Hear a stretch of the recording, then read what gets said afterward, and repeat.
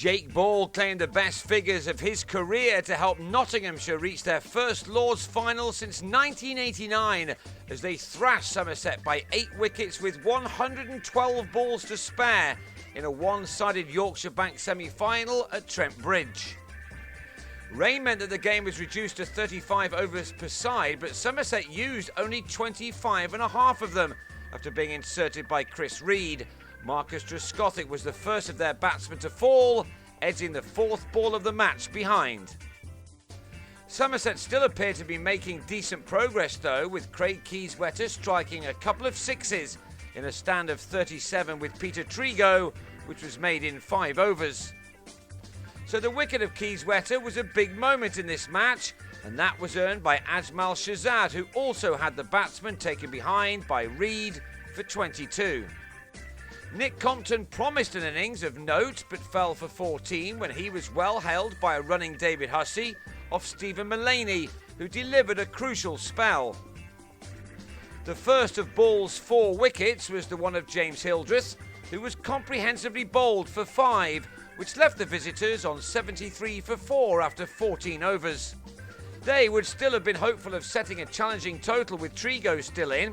He's had an outstanding year in this competition.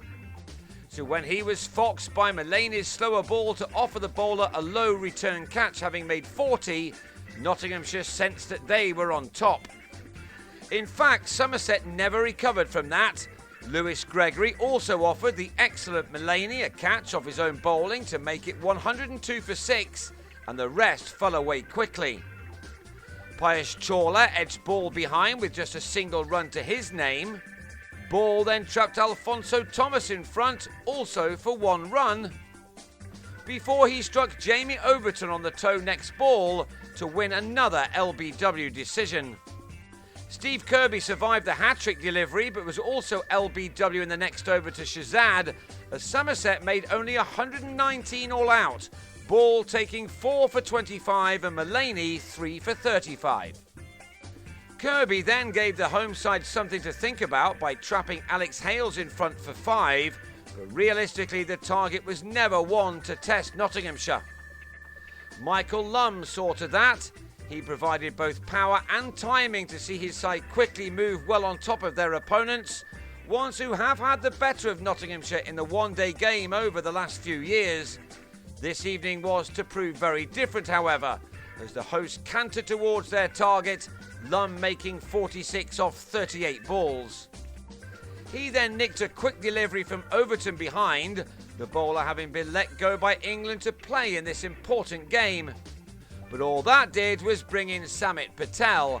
Last week he suggested that he was still a man who should be playing in England's one-day team, and on this evidence he may have a point.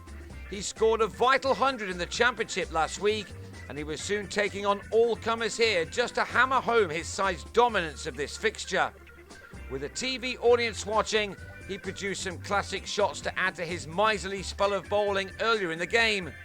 With him batting with such freedom, this match was going to be over soon after the floodlights started to take effect. James Taylor also played his part, although for the most part he allowed Patel to take centre stage. And it was the all-rounder who hit the winning boundary in only this 17th over to take his side to Lord's for the first time in nearly a quarter of a century. In truth, Somerset had simply not turned up, their batting problems again coming to the fore, as they've done way too often in what has been a troublesome season for them.